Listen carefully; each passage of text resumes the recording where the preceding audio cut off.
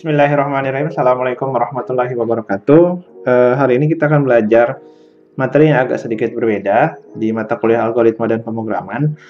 Jadi ada sedikit perbedaan dari materi tahun sebelumnya, di mana tahun ini ada sisipan atau ada titipan dari materi tentang pengenalan basis data. Di sini kita nggak ada coding sama sekali, tapi lebih ke konsep basis datanya.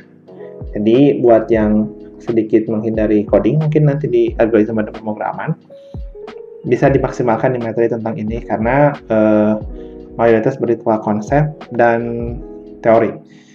Jadi kenapa harus belajar ini? Ada beberapa ada beberapa definisi-definisi yang harus kalian pahami di mata kuliah Alpro ini yang berkaitan dengan basis data. Saya akan jelaskan dulu terkait basis. Apa itu basis? Basis itu dapat diartikan sebagai markas atau gudang, tempat bersarang atau berkumpul. Oh ya, ini slide-nya saya ambil dari koordinator Alpro, dari Pak Samsul. Kemudian slide-nya langsung dari Telio, jadi ya ini yang harus saya sampaikan. Jadi tidak ada improvisasi sama sekali, ini yang harus saya sampaikan. Kemudian lanjut lagi ya sini tentang data. Data itu merupakan representasi fakta dunia nyata yang mewakili suatu objek seperti manusia. Manusia itu kan macam-macam ya, ada sebagai pegawai, siswa, pembeli, pelanggan, ataupun misalkan jadi barang, hewan, peristiwa, konsep, keadaan dan sebagainya yang direkam dalam bentuk angka, huruf, simbol, teks, gambar, bunyi, atau kombinasinya. Basis data merupakan kumpulan file atau tabel yang saling berelasi atau berhubungan, yang disimpan dalam media penyimpanan elektronik atau koleksi terpadu dari data yang saling berkaitan yang dirancang untuk memenuhi kebutuhan informasi suatu enterprise atau dunia usaha. Kalau definisi secara langsung menurut James Martin, basis data adalah kumpulan data yang saling berhubungan, yang disimpan secara bersama sedemikian rupa dan tanpa pengulangan atau redundansi yang tidak perlu untuk memenuhi berbagai kebutuhan. Ada bunyi-bunyinya ya, apa ini saya nggak edit sama sekali. Nah, kemudian basis data itu kaitannya dengan informasi. Nah, informasi sendiri mungkin sebetulnya kalian sudah pada tahu, hanya saja secara definisi. Informasi adalah hasil pemrosesan, manipulasi, dan perorganisasian atau penataan dari sekelompok data di dalam basis data yang mempunyai nilai pengetahuan atau knowledge bagi penggunanya. Nah, sebagai informasi, data yang dikelola dengan baik bisa menghasilkan suatu informasi, tetapi jika data dibiarkan berdiri sendiri tanpa pengolahan, seringkali tidak berarti dan tidak memberikan tambahan pengetahuan. Jadi data itu belum tentu dapat menghasilkan suatu informasi. Kadang-kadang data ya hanya sekedar data tanpa diolah dan menjadi suatu informasi. Dan informasi pun ya kadang informasi itu berfungsi atau misalkan berguna ataupun tidak berguna sama sekali. Tergantung siapa yang menggunakan dan siapa yang mengolahnya. Kemudian ini sedikit topologi terkait penyediaan basis data. Ya, nah, kemudian nih, jadi contohnya ada yang database-nya sendiri, yang standalone user, dan standalone database. Biasanya sih yang kayak misalkan localhost ya udah database-nya di komputer sendiri tanpa tersambung ke berbagai komputer yang lain. Nah, di sini juga ada multiple user and multiple database. Ini misalkan contohnya kayak gampangnya apa ya? Database yang misalkan dari Google dapat digunakan oleh berbagai komputer, oleh berbagai user, tapi database-nya juga bermacam-macam kayak gitu. Ada kadang-kadang satu database untuk beberapa komputer, misalkan dalam satu warnet dari satu harddisk yang besar bisa diakses oleh beberapa user. Nah, contohnya kalau ini database-nya banyak, usernya juga banyak. Nah, di sini ada katanya data versus informasi. Nah, dalam suatu basis data itu kaitannya dengan suatu information system atau sistem informasi. Nah, dalam di sini itu mungkin nanti juga sebutnya kalau misalkan kita belajar pemrograman basis objek ada sedikit berbagai materi-materi tentang basis data. Cuma agar bisa mengakses ini tuh katanya apakah perlu query? Nanti ada SQL, Structure Query Language yang biasa digunakan. Ada query yang masuk, ada query dan data yang masuk. Nah, nanti ujung-ujungnya dapat menjadi suatu informasi. Nah, basis data dapat mendukung informasi yang berbentuk cukup sederhana seperti direktori atau daftar telepon. Nah, kemudian di sini ada representasi data, misalkan dalam satu data mahasiswa memiliki beberapa atribut. Misalkan ada nama, ada NIM, ada prodinya, atau misalkan ada apa lagi ya, misalkan alamat rumah, mungkin mahasiswa. Dosen juga kan punya atribut masing-masing, misalkan dosen itu ada namanya, ada NIP, mungkinnya nomor induk pegawai, ada asal prodinya juga bisa jadi, kemudian ada juga alamatnya, atau misalkan pendidikan terakhirnya S1, S2, atau S3, atau gelar akademiknya apa, gitu. Nah, kemudian, di sini ada perbedaan antara lemari arsip dan basis data. Lemari arsip kadang-kadang disimpan di sebuah suatu ruangan, misalkan di lembaga bagian akademik, isinya ada arsip mata kuliah, ada arsip mahasiswa, ada arsip nilai, ada arsip dosen. Nah, sedangkan dalam suatu basis data berbasis digital, ini datanya disimpan di suatu hard disk atau dalam suatu server. Nah, tabel-tabelnya bisa saling berkaitan, tabel mata kuliah berkaitan dengan tabel mahasiswa, berkaitan dengan tabel nilai, dan juga berkaitan dengan tabel dosen. Kenapa? Karena nilai itu kan nilai mata kuliah tersebut dikasih ke mahasiswa. Dari mana nilainya? Dari dosennya. Nah, itu kalau misalkan dalam suatu basis data, keempat entitas ini bisa saling berhubungan. Nah, kalau misalkan dalam suatu lemari arsip bisa jadi ya tidak saling berhubungan, atau misalkan semuanya memang hanya dari satu data-data yang tidak saling terhubung. Nah, dengan adanya basis data, semua tersebut bisa saling dihubungkan dan bisa saling terkait. Nah, ini ada hierarki data. Berkas atau file atau table adalah suatu kumpulan record sejenis yang mempunyai panjang atribut atau field yang sama, namun berbeda isi datanya. Database yang besar, isinya ada beberapa file. Kemudian ada juga record atau baris adalah gabungan sejumlah elemen data yang saling terkait. Elemen data atau field atau atribut adalah satuan data terkecil yang tidak dapat dipecah lagi menjadi unit yang lain berbeda. Nah, ini kalau yang terkecilnya ya gitu. Misalkan ada tabel mahasiswa nih. Tadi kan di sana ada per baris mahasiswa satu namanya Udin, NIM-nya 1345, prodinya teknik telekomunikasi. Nah, itu barisnya tuh. Nah, elemen data yang paling terkecil, oh ya udah elemen satu kotak aja di situ. Misalkan Udin, berarti bagian nama. Gitu. Ini struktur tabelnya, ini kayak tadi ya, ada nomor, NIM, nama. Ini struktur field, ini baris 2 siapa saja, baris 1 siapa saja. Nah, setiap field mempunyai tipe data sama atau berbeda tergantung dari field lainnya. Nah, kemudian kalau kita pada analogikan data pada sebuah objek, misalkan ini adalah suatu sepatu. Nah, misalkan sepatu itu kan ada jenisnya, ada bahannya, ada mereknya. Nah, ada merek, jenis, bahan, ukuran, harga. Nah, dari sini dibuat satu tabel. Misalkan sepatu satu mereknya Puma, jenisnya sport, bahannya kulit, ukurannya 40, warnanya. Nah, ini dalam satu tabel sepatu untuk satu record itu sebaris segini. Kayak gitu. Nah, objek seringkali dinamakan sebagai entity. Kelompok data yang merefleksikan objek tersebut disebut dengan atribut. Mana atributnya? Ini atributnya. Merek, jenis, bahan, ukuran, warna, dan harga. Sampai sini paham ya harusnya. Kalau ada yang tidak paham, nanti kita bahas di dalam sesi diskusi di Google Meet. Kemudian ada sebagai contoh informasi. Contoh informasi yang dapat dihasilkan dari suatu tabel sepatu pada halaman selanjutnya diantaranya. Nah, dari sini kita tahu nih ada berapa merek di sini. Oh, ada mereknya Puma, Carville, Adidas, Lotto ya. Adidas kan udah ada. Berarti di sini ada. Oh, berarti kita bisa dapat informasi di sini ada 4 merek sepatu. Mereknya apa? Puma, Carville, Adidas, Lotto. Ada berapa jenis bahan? Oh, di sini terdapat 2 jenis bahan ya. Kalau nggak bahannya kulit, ya bahannya kanvas. Ada berapa jenis sepatu? Ada sepatu sport, ada sepatu kantor, ada 2. Kemudian warna apa saja yang ada dalam database tersebut? Warna putih, coklat, merah. Gitu kan? Nah, range harganya berapa nih? Range harganya berarti dari $200 sampai 400. Rata-ratanya berapa? Ini hitung lah kita. Jadi dari sini kita dapat ambil kesimpulan informasinya ada 4 merek sepatu yang tercatat dalam basis data. Ada 2 merek sepatu berbeda yang punya ukuran yang persis sama. Sepatu merek Carville adalah sepatu termurah dan lain sebagainya. Nanti kalian bisa sebutkan ya. Nah, pertimbangkan informasi berikut. Tidak ada sepatu berwarna hitam, hijau, ada nggak sih? Kalau hitam nggak ada, kuning, merah marun, dan sebagainya, dan sebagainya. Efek apa yang Anda rasakan terkait data yang tidak ya? Berarti memang datanya memang kurang banyak kah? Gitu, memang hanya segini datanya yang ada gitu. Nah, ini komponen basis data yang Mendukung basis data yang pasti harus ada hardware-nya, harus ada operation system-nya atau OS-nya, harus ada database-nya, ada sistem atau aplikasi pengolahnya disebut DBMS ya. DBMS itu singkatan dari Database Management System. Kemudian ada usernya dan ada aplikasi untuk pengoperasionalnya. Nah, pengguna database itu siapa aja nih? Ada database manager, interaksi dengan manager file, integritas, keamanan, backup, dan recovery.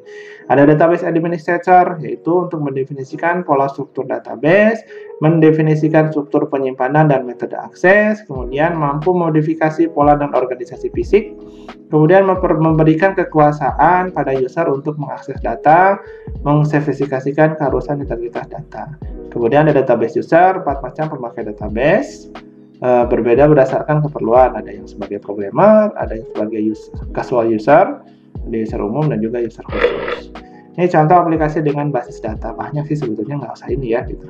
Kalau misalkan nanti kita bertemu lagi di mata kuliah PBO, salah satu outputnya adalah membuat aplikasi berbasis database. Harus di upload tidak. Ini contoh login space dengan basis data. Ada ini first name nih, kapan ya? Tahun berapa nih tampilan Windows XP nih? Ya nggak apa-apa, ini yang dititipkan ini ke saya, ya udah kita jelaskan dan bahas yang ini ya. Ini Mozilla tahun berapa nih tampilan seperti ini? Apa? Ini salah satu login page dengan suatu basis data. Nanti kan ada nama depan, nama belakang, email. Tahun berapa ya saya daftar Facebook ini? Kayaknya saya daftar Facebook 2009 deh. Kayak gitu. Nah, kemudian di sini ada definisi terkait, tadi kan kita sebut ya DBMS. DBMS itu adalah Database Management System atau koleksi terpadu dari program-program sistem penggunaan perangkat lunak yang digunakan untuk mendefinisikan, menciptakan, mengakses, dan merawat database atau basis data. Tujuannya adalah menyediakan lingkungan yang mudah dan aman untuk penggunaan dan perawatan database. Contoh daripada DBMS adalah Microsoft Access. Access itu masih zaman nggak? Masih ada nggak di komputer kalian? Kalau dulu tiap install Office selalu ada aksesnya. Microsoft SQL Server, ada MySQL, ada DB2, ada juga Oracle. Nah, kemudian pemanfaatan basis data di bidang fungsional, misalkan untuk kepegawaian, inventory, kemudian akuntansi, reservasi, layanan pelanggan, dan lain-lainnya. Bentuk perusahaannya macam-macam ya, di bidang perbankan, rumah sakit, produsen barang, sekolah, telekomunikasi, dan lain sebagainya. Nah, keuntungan dengan kita memiliki basis data, yaitu untuk mengurangi redundansi data, kemudian integritas data, menghindari inkonsistensi data, kemudian penggunaan data bersama, standarisasi data, kemudian untuk jaminan keamanan data, dan juga menyimpangkan kebutuhan data. Nah, kerugian basis data mungkin bukan kerugian ya, karena mungkin tadi sebenarnya kita bahas keuntungan ya, sekarang kita bahas kerugian. Ya, konsekuensi mungkin ya, kalau misalkan kita menggunakan basis data, yang pasti kita perlu hardware, perangkat keras tambahan yang lebih kuat, terminal yang lebih dan alat komunikasi yang lebih banyak.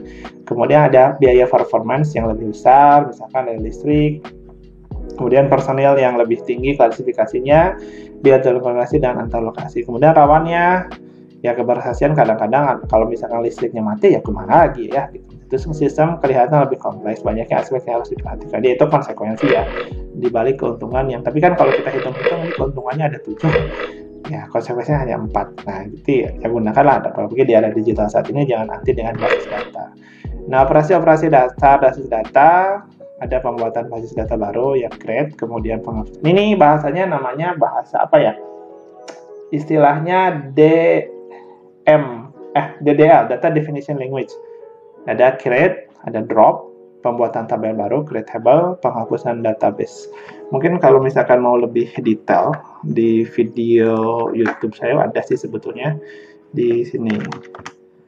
Di mana nih? Ada tentang basis data tuh, ada di sini. Di sini. Di mana ya? Ini. Nah, di sini ada tentang database MySQL dasar.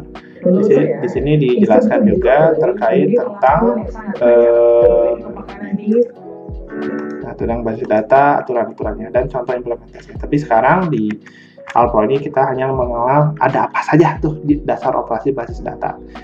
Ada penghapusan basis data atau drop, nanti implementasinya ada di sini ya. dasar-dasar MySQL. Ini lumayan loh, viewersnya udah 1300. Nah, kemudian ada penghapusan tabel dari suatu basis data, penambahan atau pengisian data baru di sebuah basis data, kemudian pengambilan data dari sebuah database atau dari sebuah tabel, diubah ataupun dihapus. Ini contoh implementasi database, penjadwalan mengajar dosen. Ada mata kuliahnya ada. Ini namanya primary key ya. Primary key itu yang membuat setiap tabel tidak ada yang tidak boleh ada yang sama dengan tiap recordnya lah. Jadi kode mata kuliah nggak mungkin misalkan 1, 2, 3 untuk matematika dasar, 1, 2, 3 untuk algoritma dan lain-lain. Itu harus unik. Dosen ada nomor induk dosen, ada jurusan, kode jurusan, mungkin istilahnya dulu kali ya, kode jurusan, kalau sekarang istilahnya prodi. Ada mengajar, nanti setiap ini bisa saling terkait. Nah, contoh abstraksi data, ini ada user view. Nah, kemudian pada level pandangan atau view level abstraksi tertinggi yang menggambarkan hanya satu bagian dari keseluruhan database. Pada level ini hanya sebagian saja yang dilihat yang dipakai. Hal ini disebabkan beberapa pemakai database tidak membuat semua isi database. Nah, dalamnya sebetulnya level konsepnya ada strukturnya. Nah, level abstraksi data, level rendah yang dibandingkan level pemakai yang menggambarkan data, apa yang akan disimpan dalam basis data tersebut, dan hubungan relasi yang terjadi antar data. Level ini digunakan oleh database administrator yang memutuskan informasi apa yang akan dipelihara dalam database tersebut. Nah, kemudian level fisiknya adalah tempat menyimpulkan. Jadi di sini level abstraksi paling rendah menggambarkan bagaimana atau how data disimpan dalam kondisi sebenarnya. Level ini digunakan oleh programmer yang digunakan untuk melakukan pemrograman dengan menggunakan database dan DBMS tertentu sesuai dengan kebutuhan atau end user. Nah, tadi saya jelasin ada DDL, DML, dan DCL. Di sini pun saya juga jelaskan ya kalau mau lihat apa itu bedanya DDL, apa itu namanya DML. DDL itu data definition language, kita mendefinisikan data. Intinya di sini di DDL ini kita menyiapkan tabel-tabel. Kalau di DML ini data manipulation language untuk memanipulasi atau mengisi tabel-tabel tersebut, mengubah isi dari tabel tersebut, dan juga ada data control language.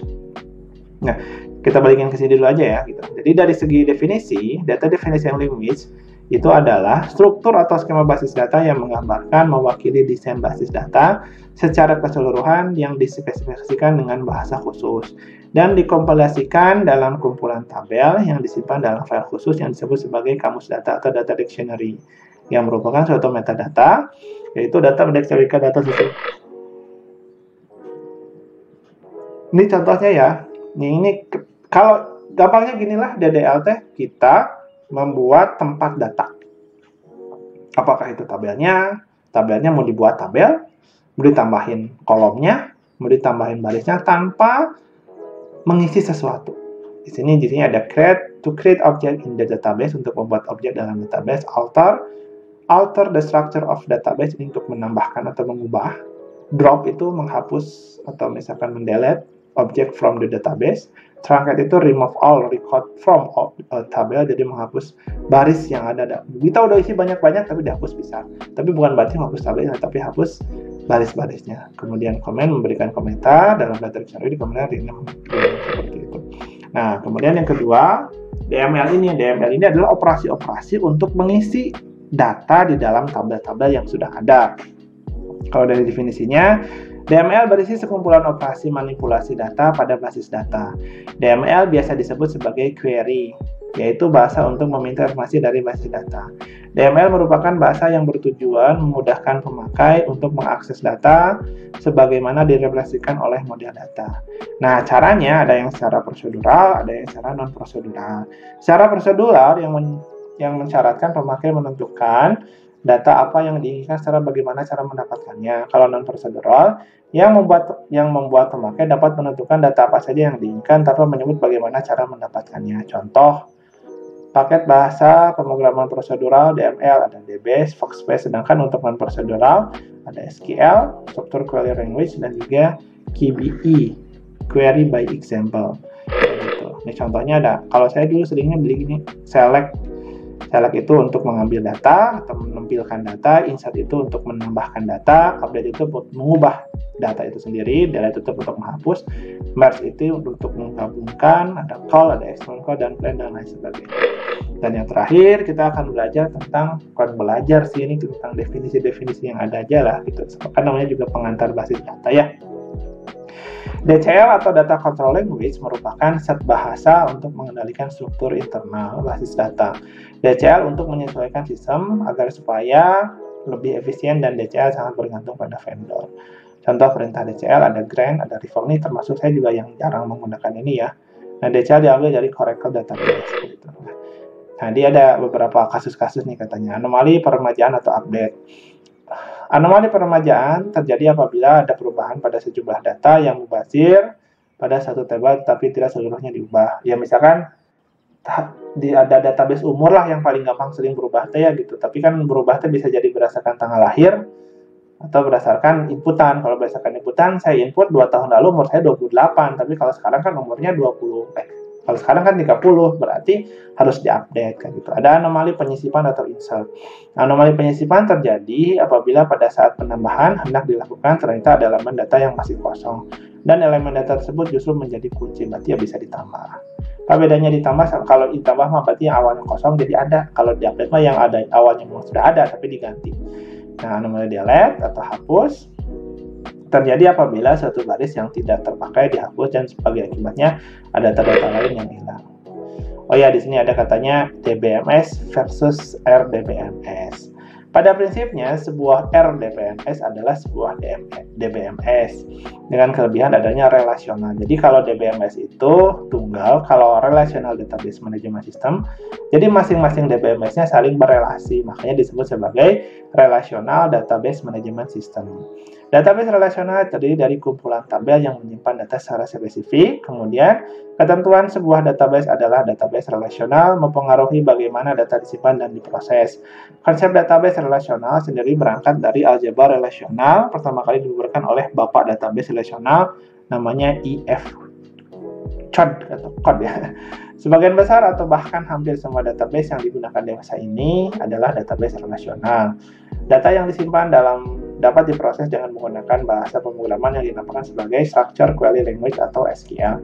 Nama softwarenya yang terkenal ya itu MySQL tuh yang nama ikan hiu. Nanti kan di sini ada sih nanti kalau di situ. Nah, kemudian untuk menyimpan data pada DBMS, ini contohnya ada tabel employee, ada ID, ada nama. Ada di sini alamat, ada ID, ada kota, ada employer ID. Nah, keterangan karena tidak ada relasi pada kolom di sini employee ID yang ada nih, employee ID-nya 3489. Pada tabel address bisa dimasukkan data apa saja termasuk employee ID yang sebetulnya tidak ada pada kolom player. Nah, kalau berhubungan 34 berarti di sini alamat si Pak Yadi di mana? Ya berarti di sini di Jalan Bunga Bakung gitu. Nah, kalau misalkan karena adanya relasi, maka kolom MPD yang ada pada tabel ada hanya bisa menerima employee ID yang ada. Jadi, kalau tadi di sini ada banyak, nah sekarang cuma yang lengkap aja kalau memang database tersebut berelasi. Jadi, hanya menampilkan yang di sini ada, di bawah juga harus ada. Jadi, kalau di sini hanya ada 1, 2, 3 ID, ya di sini juga cuma ada 3 ID. Kayak gitulah. Kenapa? Ini ada 3-4-nya 2, berarti di sini Pak Yadi mungkin punya 2 alamat. Ada di Jalan Bunga, ada di Jalan Aceh, kayak gitu. Nah, tadi kita sempat bahas sekilas tentang atau key primer atau kunci primer atau primary key, yaitu atribut atau kombinasi dari minimal beberapa atribut yang mendefinisikan secara unik suatu kemunculan dari entitas. Contoh kode barang adalah primary key untuk sebuah barang. Paling gampang sih mahasiswa yang menunjukkan mahasiswa tersebut berbeda dengan mahasiswa yang lain yang tidak mungkin sama adalah apa? Nama sangat mungkin sama gitu. Udin Jailani atau nama Fahmi aja kayaknya banyak deh. Kan nama lengkapnya bisa jadi sama kok. Nama lengkapnya Dede Sunandar gitu. Kayaknya banyak deh Dede Sunandar juga gitu. Nah, makanya kita ada perlu primary key yang pasti bakal beda. Apa kira-kira akan beda? Yang pasti NIM antara mahasiswa pasti bakal harus beda. Karena nggak mungkin satu NIM 2 mahasiswa. Nah, primary key ini akan berpeluang besar menjadi dasar indeks primer untuk tabel basis data fisik, tetapi juga bisa tidak. Aturan primary key. Setiap entitas harus punya primary key. Tidak ada bagian dari primary key yang boleh nol, nggak boleh kosong ya. Mas saya mahasiswa NIM-nya kosong atau tidak punya nilai. Nilai tidak boleh berubah-ubah. NIM mahasiswa sih harusnya dari mulai masuk sampai lulus harus sama. Nah, di sini juga ada candidate key. Candidate key ini adalah ketika lebih dari satu atribut yang mendefinisikan entitas secara unik, maka atribut semacam itu disebut sebagai candidate key atau key cadangan. Contoh, social security merupakan key cadangan untuk entitas pegawai. Jadi kalau misalnya ada yang error, bisa pakai ini. Ada composite key, ketika lebih dari suatu atribut yang diperlukan untuk menunjukkan suatu entitas, maka key primer tersebut disebut sebagai key campuran atau composite key. Ada alternate key, alternate ya, atribut yang dapat dijadikan sebagai alternatif untuk menjadi primary key. Nah, sebagai contoh, di sini candidate key-nya S, primary key-nya yang ini, S1, S2, S3, S4, S5, mungkin ini ID-nya ya, gitu. Nah, kalau misalkan kandidatnya bisa jadi nama, tapi kayaknya mendingan ini deh. Alternatifnya nama, bisa foreign key-nya di sini ya. Kalau foreign key, yang itu menunjukkan berhubungan dengan tabel yang lain, yang menghubungkan ada key dari luar. Nah, atau disebut sebagai kunci asing atau key asing, foreign key. Nah, foreign key ini digunakan untuk merelasikan entitas-entitas dalam sebuah sistem relasi. Key asing berupa satu atau lebih atribut yang domain alternatif lainnya terbatas baik pada nilai-nilai yang muncul sebagai key primer untuk entitas-entitas yang dihubungkan atau secara keseluruhan nilai-nilai yang tidak ada. Hal ini merupakan aturan dari integritas referensial. Key primer dari asosiasi umumnya berupa key campuran yang meliputi semua key. Intinya, foreign key ini bisa menjadi menghubungkan antara tabel yang satu dengan tabel yang lain. Jenis-jenis key, ada candidate key, primary key, alternate key, composite key, unique key, dan foreign key. Yang sering dipakai sih, kalau nggak foreign key, ya primary key. Kayak gitu. Nah, kemudian di sini ada relasi. Relasi adalah koneksi atau hubungan antara dua atau lebih entitas. Diagram ER atau Entity Relationship Diagram biasanya kita terkenal dengan ERD, berisi kotak-kotak yang menyatakan entitas yang dihubungkan. Kalau kalian searching di Google ya, kita searching aja ERD. Nanti keluar gambar kayak gini. Nah, contoh. Ada anggota berhubungan, pinjam, dan buku. Nah, di sini ada sih sebetulnya contohnya di mana ya? Dan di sini penjelasannya ada di sini. Tuh. Nah, ini RD, contoh kasus. Mahasiswa mau pinjam buku. Contohnya, nah derajatnya sendiri ada 3. Ada relasi 1 ke 1, relasi 1 ke banyak, relasi banyak ke 1. Nah, derajat dari relasi ini disebut juga sebagai kardinalitas data. Nah, kemudian yang terakhir mungkin ya, dan juga ada normalisasi, adalah proses efisiensi perorganisasian data dalam database. Tujuan normalisasi adalah menghilangkan data yang redundan atau terdapat duplikasi, menyimpan data yang sama di dalam lebih dari satu tabel, datanya sama tapi ngapain ada banyak gitu. Kemudian meyakinkan ketergantungan data sebagai sesuatu yang masuk akal, hanya menyimpan data yang berhubungan dalam satu tabel macam-macam. Tingkatan normalisasi ada first normal form, ada second normal form, ada third normal form, ada Boyce code normal form.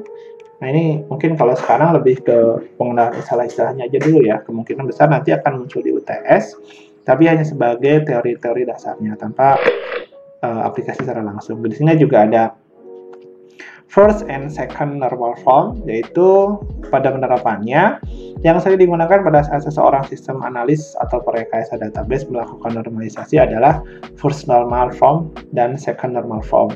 First normal ini adalah menghilangkan kolom yang duplikasi dari tabel, kemudian membuat tabel terpisah dari tiap-tiap grup data yang berhubungan dan mengidentifikasi setiap row untuk mendapatkan unique key atau primary key. Kemudian second normal itu berada pada first normal form, tapi setelah itu memindahkan subset data yang ditampilkan beberapa rows dan menempatkannya pada tabel terpisah.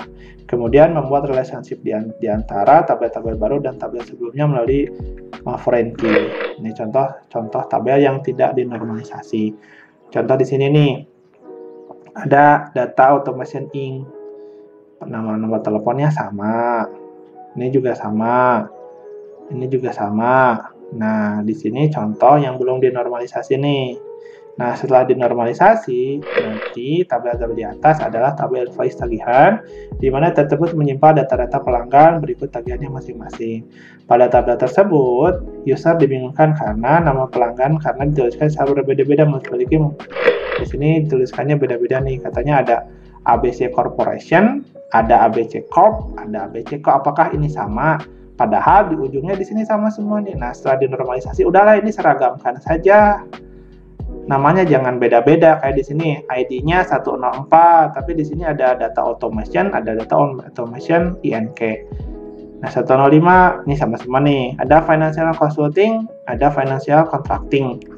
Nomor HP-nya juga. Nah, setelah dinormalisasi, pada tersebut user dibingungkan dengan nama pelanggan karena ditulisnya secara berbeda-beda meskipun memiliki customer ID yang sama. Nomor pelanggan sudah betul. Nomor telepon juga dituliskan berulang-ulang dengan resiko suatu saat kemungkinan penulisan nomor telepon akan salah. Tabel tersebut juga memiliki data pelanggan yang tidak memiliki tagihan. Ada yang kosong nih invoice-nya nih. Kayak gini kosong. Nah, sehingga apakah tabel tersebut layak dinamakan sebagai tabel tagihan? Tentu saja tidak. Nah, dengan kata lain, jika tabel itu ditambahi dengan data, dengan proses yang tentunya, maka akan sangat besar kemungkinan data yang berikutnya adalah data yang salah. Hal ini karena data yang seharusnya tidak perlu ditulis berulang-ulang, ditulis secara terus-menerus, misalkan tabel menjadi sebuah tabel yang kecil. Nah, dibuatlah nanti kita punya, kalau misalkan 101 namanya ABC Corporation, kalau 102 namanya Beta Partner, 103, nah jadi semuanya seragam nih, nomor teleponnya seragam. Di sini tabel di sebelah kiri adalah tabel customer pelanggan, dan tabel di sebelah kanan adalah tabel invoice. Ini invoice-nya 101, berarti ini otomatis semuanya sama nih, ABC Corporation. Ini data automatic engine.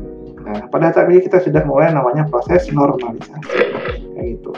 Nah, pada tahap ini tidak ada keraguan mengenai nama pelanggan dan nomor telepon. Nomor telepon mungkin saja masih salah, tetapi nomor telepon tidak berulang-ulang dan hanya satu nomor saja untuk setiap pelanggan, tidak mempunyai kemungkinan yang lain. Jika kita melakukan pencetakan tagihan, kita cukup menggunakan customer ID berapa nih yang mau dicetak. 101, udah jelas itu namanya ABC Corporation, dibanding tadi ada beda nih namanya, kayak gitu. Itu namanya normalisasi. Nah, kemudian database manager dapat merelasikan tabel-tabel yang dibuatnya, dan dengan cara ini maka terbentuk database yang dinamakan dengan relational database. Catatan, jika kita memiliki data yang banyak mengandung duplikasi seperti contoh tabel di atas, tabel yang dinormalisasi, maka kita tidak menggunakan sesuatu yang dinamakan relational. Hal ini terjadi pada user menggunakan aplikasi seperti Microsoft Excel, kayak gitu. Oke, kalau dari saya sih udah habis. Jadi itu saja mungkin yang bisa saya sampaikan. Intinya, kenapa harus ada materi ini dalam mata kuliah algoritma dan pemrograman? Katanya sebagai dasar nanti mahasiswa untuk belajar tentang basis data. Di sini nanti nggak ada coding kok. Tapi saya harap semuanya dibaca materinya agar semuanya juga paham tentang dasar-dasar basis data. Minimal apa itu definisi dari basis data, apa hubungannya antara basis data dan informasi. Kemudian nanti apa itu DBMS, Database Management Database Management System, apa itu RDBMS, Relational Database Management System, lebih kayak gitu sih.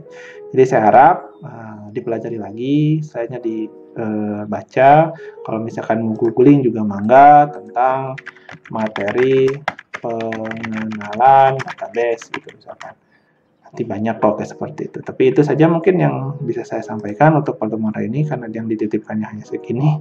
Dan tadi ada beberapa informasi tambahan-tambahan yang mudah-mudahan bisa sangat bermanfaat. Tapi kalau misalkan sudah tidak sabar untuk ingin mencoba, bisa coba klik video yang ini. Ini di sini mengajarkan tentang pertemuan ke-13 mata kuliah pemrograman objek tentang topik dasar query di MySQL di materi PBO semester depan sih harusnya. Oke. Itu saja mungkin yang bisa saya sampaikan. Terima kasih banyak atas perhatiannya. Mohon maaf kalau misalnya ada salah. Sekian dari saya. Assalamualaikum warahmatullahi wabarakatuh.